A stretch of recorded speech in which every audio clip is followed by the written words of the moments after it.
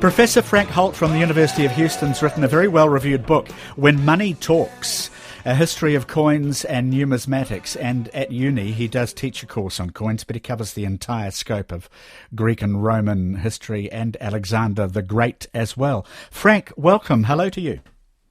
Thank you. Hello to you too. It's a lovely cover to your book, a medieval man and a woman poring over little copper and silver coins, from the look of them anyway. Where did you find that? That is by Quentin Matsys. It's called The Money Lender. You can see that the gentleman is examining and counting the coins because it's something of importance to him in business. And there's his wife who's supposed to be engaged in her religious text, but she can't resist looking over and looking at the money and contemplating what it means to her life as well. And not just as income, but as I say in the book, money deals with all aspects of our lives. I like your very first line, I didn't go into history for the money, I went into money for the history. Yes, it's quite true, because I never was a coin collector as a kid and had no intention of becoming a numismatist. I wouldn't have known what a numismatist was as I was growing up. But in graduate school at the University of Virginia, the first research project I chose to do was on what happened to all those Greek soldiers, and this is timely, what happened to all those Greek soldiers who were left behind in what is now Afghanistan by Alexander the Great. And as it turned out, the only way I could answer that question was to study the coins that survive. Almost all the other texts about what happened there have vanished over the years. But if you want to have an historical narrative of what took place in those centuries after Alexander left Afghanistan, you have to look at the coins. I want to get back into Afghanistan, actually, in the course of the interview. So coins are a very successful information technology. That's what's appealed to you. Exactly. They're tiny disks of information technology.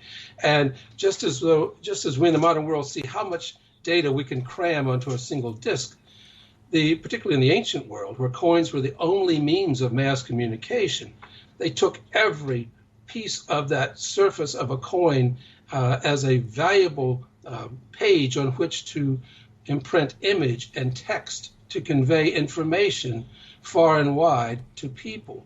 And so in that regard, I see ancient coins in much the same way as we now use our smartphones. A device which communicates, a device with which you can purchase things, a device which has access to all sorts of historical data and so forth. And all of those things for someone in the ancient world had to be found on a coin. If a Greek could come back to live with us now in the 21st century, almost everything that ancient Greek would see in this world, airplanes, automobiles, computers, watches, almost everything would be terrifying. But a coin might be something familiar to that Greek, and that Greek could pat himself or herself on the back and say, well, there's a technology that I helped develop that's still very much in use in this 21st century world. There are the most amazing ancient coins in your book. I won't get to them, but all of them have a narrative. The silver Ides of March coins struck by Caesar's assassins. They're striking. Yes.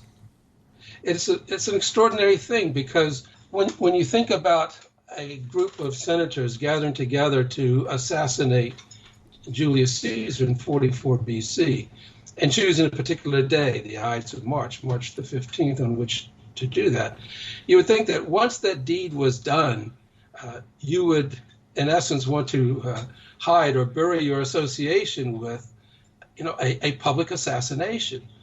But instead, these people were quite proud of their action. They saw themselves as liberators, and that's the design on the other side of that coin, where you see a leather freedman's cap, the kind of cap that was worn in Rome by a former slave who has now been liberated. And on either side of that cap, you see the actual representation of the daggers that were used by those senators when they set upon Caesar and killed him. So this is a public proclamation by these assassins that what we have done, we think we have done for the good of Rome, and we call upon the people who see this coin to side with us in this moment of political chaos. It was quite different then. You see, our Royal Mint does that for us in New Zealand too, issues coins that tell stories over and above the standard coinage that we use, but only well-off people can really afford to buy these event-related coins now. But yes. In the old days, they were just completely ubiquitous. Exactly. One of the tragedies, I think, of modern life is that we have so many sources of information.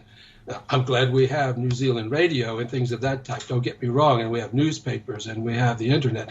So many sources of information and data in our daily lives that coins, as a result, are perhaps not seen as something important in that regard. Although I would warn all states that in the centuries or perhaps millennia to come, almost everything that we now feel as though is a permanent record of us at this moment may well be lost. Or if it's not lost, it will no longer be technologically accessible. You know, I can't play my 8-track tapes that I used to have in my youth anymore. There's no machine that will play them. So data transmission will be lost. But one thing that's likely to survive in 2,000 years, as it has done over the past 2,000 years, are these ubiquitous, mass-produced metal objects, these coins. So it may well be that, you know, a time will come when the only way that we know what a kiwi is because it survives on so many coins from New Zealand. I'm amazed that all the really valuable sets of gold coins here, commemorating, for example, the Lord of the Rings series being made here, just sell out. I'm not sure who has the money, but people do. Coins are always going to be very collectible items. We have a great many fans, and I'm one of them, who like to collect things associated with particular moments in time, like the successful series of Lord of the Rings. I grew up in a very poor household. We didn't have disposable income, so we didn't collect anything except buttons, because my mother sorted buttons in a garment factory. So you may have a jar of buttons, but never a jar of valuable coins. Actually, speaking of the Lord of the Rings, you go into the ancient Norse tales from which Tolkien drew his inspiration for Smaug the dragon. Before we go any further, and I'm not shortchanging your book because this consideration is in your book. You don't fear the disappearance of coins; they aren't on the way out, in your view. It would be a sad day for me if, in 10 years or 50 years, that record were suddenly and completely broken in terms of providing an ongoing contemporary record. Coins are so resilient; they've survived every challenge so far. You know, we introduced paper money. The Chinese did this long ago. Coins survived. We introduced credit cards, plastic money. Coins have survived. And there are so many people who may be left out of a cashless society that I'm not sure that it's ever going to be possible to do that completely. Americans throw away $60 million worth of coins every year, lost to vacuum cleaners and the backs of sofas and such. That's an amazing statistic. It is, and I try to explain that statistic in my book by having a chapter in which we look at this whole process from the coin's point of view. And I use this modern scientific notion of object agency, in which we investigate what would an inanimate object be doing if it could think, if it could act on its own. Scientists do this all the time when they look at chemical reactions and things. And so I looked at coins in the same way. And what I discovered when I did that was that these coins that are escaping in couches and vacuum cleaners are doing that on purpose. They are trying to escape human hands because the handling of coins by humans is the most destructive part of any coin's life. You know, we ding them, we bang them up, we abrade them constantly until they get worn out and so forth. And what happens? They're going to be recycled, melted down, and issued into a new coin. When you do that, you've destroyed the memes, or the cultural equivalent of biological genes that coin carried. So the coin's memes want to preserve themselves at all costs. And to do that, they need to be round so that when we drop them, they can roll away and hide. And, and they need to find ways to force us either to colonize these jars I call them nuisance jars in our homes, where we just, put our daily leftover cash in there until perhaps we need it, or it slips away into a sofa cushion or something like that. And they're interesting principles that determine which kinds of coins will use which kind of escape plan in order to remove themselves from circulation.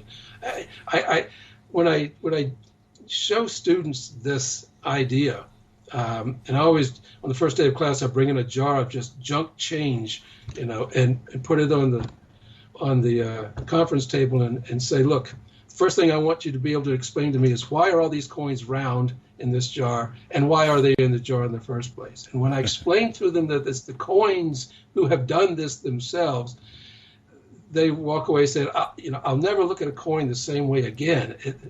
These little things are devious in my pocket or in my purse. So yes, it's a fascinating idea, I think. And we won't look at them the same way again either, after hearing that. But you could solve this problem. I mean, if your dime was worth $1, not 10 cents, as was the case once actually, coins would get more respect. They're in junk jars, nuisance hoards, because a lot of them aren't worth anything anymore. Well, the coin itself isn't looking for your respect. It's looking out for its own survival.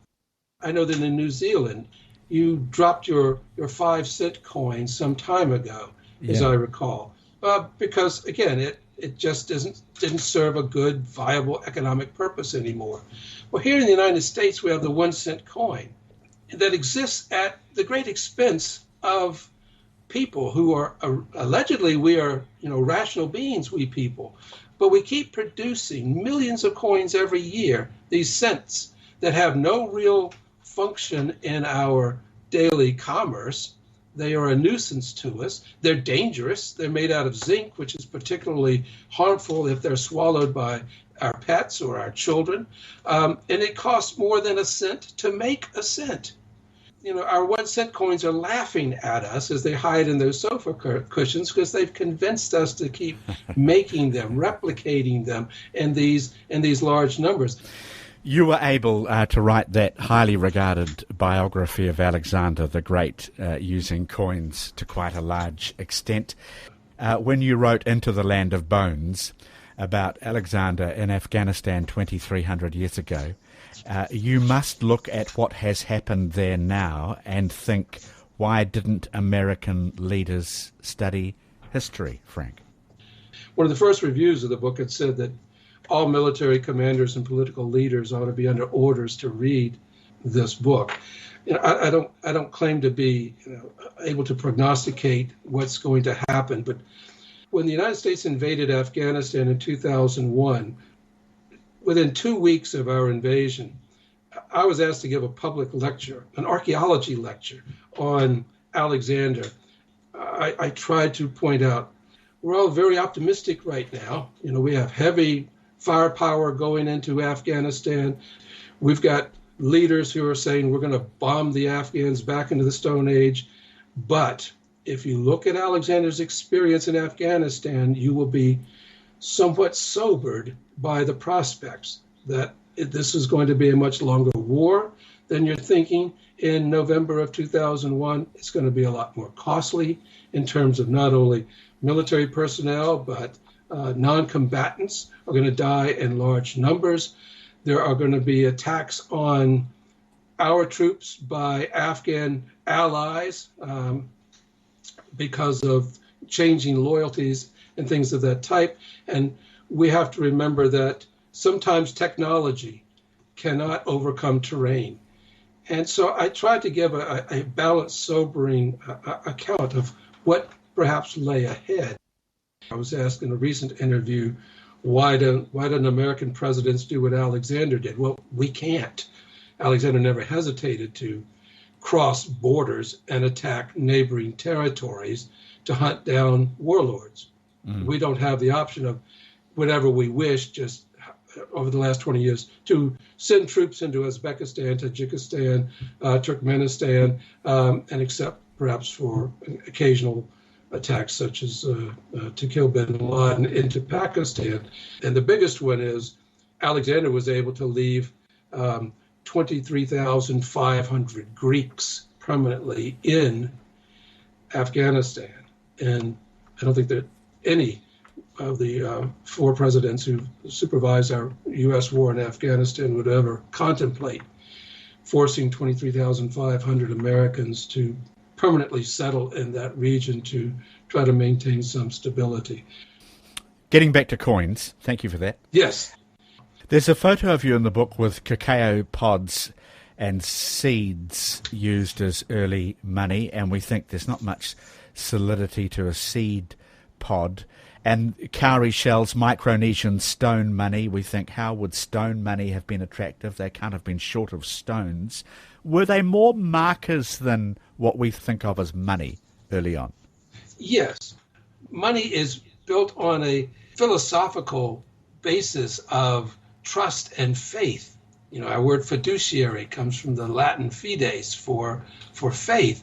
And so whatever people will put their faith in, as you say, a marker will work. So almost any commodity, almost anything can and generally has been money. Squirrel pelts, anything can be money. Our modern American idiom for a dollar, $1, is because it used to be a buckskin, an animal hide. It's just that coins happen to be a particularly successful form of money. And it has a lot to do with that strange word that's in the book, fungibility. Coins are fungible, and the best kinds of money are fungible, meaning you can subdivide it into smaller units, and each of the smaller units is of the same quality as any other unit. So money has all sorts of varieties that it can take, but coins are a particularly useful, successful, historic form of money. Professor Frank Holt is with us. The book is When Money Talks, A History of Coins and Numismatics. I won't get into virtual currencies and non-fungible tokens and such, but your book ends with the story, which raised my eyebrows, of the proposed $1 trillion platinum coins that could pay for recovery from COVID. How would they work? Only on faith. This reinforces what I said about money and coins only work as faith. This has actually been proposed several times in the United States. It's never been enacted upon yet. I don't know that it ever would be, but it's just this notion that if I create this round piece of metal and say that it's worth $1 trillion, if you believe it, then it is worth $1 trillion. If, however, I make it and float this idea and people don't believe it, then the whole idea crashes, the whole idea crumbles. It's all a matter of faith. When I was a young man, what we now in the United States call a dollar bill, a paper dollar bill, was called a silver certificate. And it had stamped on it very plainly that the bearer of this piece of money, this piece of paper, can go to any bank, turn it in, and you will be given $1 silver, good silver dollar, if you demand it. And so at first we had to say, all right, this piece of paper money is just easier for you to carry around, but if you want the real silver dollar, you can demand it and you will get it from the U.S. government. And of course, we gave up that idea a long time ago. We've been printing paper money far in excess of any ability to back it up with bullion of any kind. And that only works because of faith. It makes money magical, but it also makes it a bit scary. But that's how economics works. That's how the stock market works. Everything else works. It's a matter of public confidence. Once the public refuses to accept it at that value, it becomes worthless. And you may end up taking a wheelbarrow load of $2 New Zealand coins to try to purchase something that used to be purchased for just $1 because people lose faith in it. That all the more reinforces this idea, as I said in the book about Harry Potter and wizarding money and so forth. Harry Potter in the books has money in Gringotts Bank that's actually made out of valuable materials, gold and silver and bronze. But Uncle Vernon, who doesn't believe in magic and locks him in the closet and says there's no such thing as magic, has forgotten that his entire economic system is based upon magic, is based upon faith, based upon the fact that Vernon's money has no intrinsic value, and yet he can trade it in for a meal or an automobile or whatever else he might happen to want. That's the thing. Wherever there is coinage, wherever there's money, there are no muggles, because we all are performing magic. Speaking of New Zealand coins, do you like our ones? I mean, do you like the Kiwi? Do you like the Kotuku, the Endeavour, Captain Cook's ship, Chief Pukaki? You wouldn't know him, but on the 20-cent piece. What do you think of our currency? I think I like your currency very much. I'd like to have some of that collectible currency that you talked about early on, these proof sets and things of that type. But no, I find it's a very charming thing for me to see, the Queen's portrait persisting for. I mean, that will be important in later history. If nothing else, we will know how long Queen Elizabeth reigned by the fact that she's appeared for so long on the coins. But yes, I'd love to see a coin with Sir Edmund Hillary on it, but I might have to wait a while for that one. Or he's on our $5 note. On the $5 note, okay. Yeah. How about sheep? Because my wife buys a lot of raw wool from New Zealand to spin and dye and make into things, and so I'm quite fond of your sheep. They ensured your passage into the underworld, and of course the Egyptians and others tried to bury themselves with every mod con available, not to mention the poor servants they took with them. You must wonder why people thought that the physical and temporal would translate into the ineffable and eternal. Well, it's coins have always had a close connection with religion and with belief. And I might even say superstition. I mean, how many of our belief systems and superstitions today are built around coins of one type or another? I have my students often interview family and friends about coin superstitions and things. And there are those who think that if you find a U.S. cent lying on the ground and if it's heads up, then your grandmother, your grandfather is trying to communicate with you in some way. There are those coin trees that you find in the British Isles where people hammer coins into trees in order to invoke, if not particular spirits, at least good luck. Taking a coin and placing it on the eyes of let's say, a dead Greek is, though I must point out that when you see that scene in Troy, the modern movie of Troy, where King Priam puts a coin on. There were no coins that early in Greek history, but once coins were invented, yes, they were a means of connecting and communicating with the world beyond. And placing that coin on the eye paid the ferryman across the river Styx. And there are frequent uses of coins in funerary magic and so forth that bears out this connection, that they inhabit all of our worlds, as I said, our economic, our religious, our political, but also our worlds beyond. You can use money to grease someone's palm or to pay through the nose so why would you ever put it where your mouth is? It's very wittily written, your book. Frank, I've only got time for one more question, but why was Jesus Christ the numismatist from Nazareth? Because when you read the New Testament, particularly if you read it in the original Greek, you find that Jesus pays a tremendous amount of attention to coins. And he was a good numismatist because he used coins to constantly teach. I mean, I grew up with Jesus the carpenter, but you read the New Testament and Jesus almost never talks about carpentry as a way of communicating, an idea to his listeners. But he constantly is using coins, calling upon someone, bring me a Roman coin, and let me tell you about the relationship between money, sovereignty, and your lives.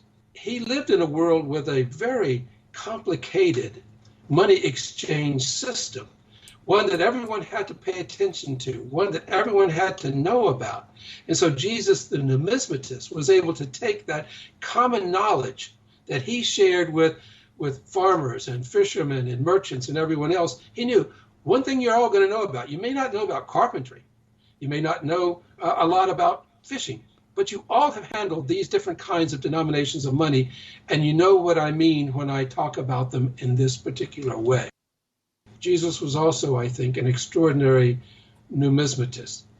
That is, someone who investigated coins, thought about coins, and used coins as a means of conveying ideas, very complicated ideas, to those who might be listening to him in the first century A.D.